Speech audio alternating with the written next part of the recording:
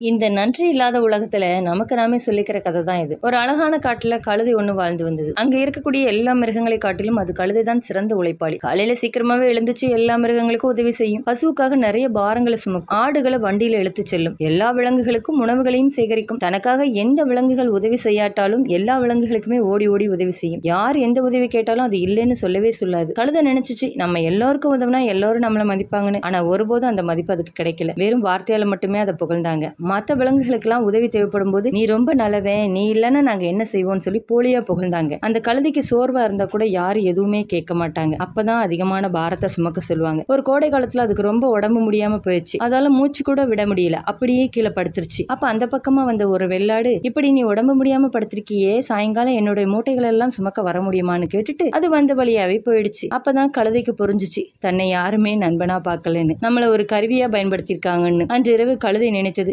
யாருக்குனாலும் உதவின்னு கேட்டா இல்லைன்னு சொல்லாம செய்வினே, எனக்கு போய் இப்படியா அப்படின்னு சொல்லி அழுதுச்சு. மறுநாள் காலையில ஒரு வயதான ஆமையை பார்த்துச்சு. அப்ப அந்த ஆமையின் அனுபவத்துல சொன்னுச்சு, உன் நிலை கண்டு நான் வருந்துகிறேன். நீ செய்வது கருணை இல்லை, அது உன்னோட அறியாமை. நீ உன்னையே அழித்து கொண்டு செய்யும் உதவிக்கு மதிப்பு கிடையாது. ஆமா, நான் எல்லோருக்குமே உதவி செய்வேன், ஆனா என்னை யாருமே கண்டுக்கல அப்படின்னு கழுதை. இதை கேட்ட ஆமை, உனக்கு கடைசியா யார் உதவி செஞ்சாங்கன்னு சொல்லு பாப்போம் அப்படின்னு கேட்டுச்சு. அப்போது கழுதை மௌனமாக நின்னுது. கழுதை கிட்ட ஆமை சொன்னுச்சு, நீ யார் உதவி கேட்டாலும் இல்லைன்னு செய்யறதுனாலதான் உன்னோட மதிப்பு அவங்களுக்கு தெரியாம போயிடுச்சு. எல்லோரும் அவங்களோட பாரத்தை மட்டுமே உன் மேல சுமத்துனாங்க, நீயும் உன்னை மறந்து அவங்களுக்கு உதவி செஞ்ச. இதையெல்லாம் கேட்ட கழுதை, அப்ப நான் மத்தவங்களுக்கு உதவி செய்யக்கூடாதா அப்படின்னு கேட்டுச்சு. அதுக்கு ஆமை சொன்னுச்சு, உன்னை தன் தேவைக்காக பயன்படுத்துறவங்களுக்கு இல்லைன்னு சொல்லி பழகு, உன் மதிப்பு தெரிஞ்சவங்களுக்கு மட்டுமே நீ உதவி செய் அப்படின்னு சொன்னுச்சு. மறுநாள் காலையில கழுதையிடம் ஒரு மாடு வந்து அதிகமான பாரத்தை சுமக்க சொன்னது. கழுதை நிமிர்ந்து நின்று, என்னால் முடியாது, எனக்கு உடம்பு சரியவில்லை, நான் இன்று ஓய்வெடுக்க போகிறேன் என்று சொன்னது. இதை கேட்டவுடன் மற்ற விலங்குகளும் மிக அதிர்ச்சி அடைந்தன. அப்போது எல்லா விலங்குகளும் கழுதைக்கு அகங்காரம் வந்துவிட்டது, சுயநலமாக மாறிவிட்டன என்றெல்லாம் அந்த கழுதையை விமர்சித்ததுகள். பல விலங்குகள் அந்த கழுதையை விட்டு விலகின. முதன்முறையாக கழுதைக்கு ஒரு நிம்மதி கிடைச்சது. அது உடம்பும் தேறியது, அதன் உள்ளம் தெளிவாச்சு. உண்மையா இருக்கக்கூடிய விலங்குகள் மட்டும் கழுதையுடன் நட்பாக இருந்தது. உதவி கேட்கும் விலங்குகள் எல்லாம் கழுதையுடன் சேர்ந்து உழைத்தது. மறுபடியும் ஒரு நாள் ஆமையை சந்தித்த கழுதை, நான் இப்போது எல்லாருக்கும் உதவுகிறேன், ஆனால் என்னை அழித்து கொண்டல்ல.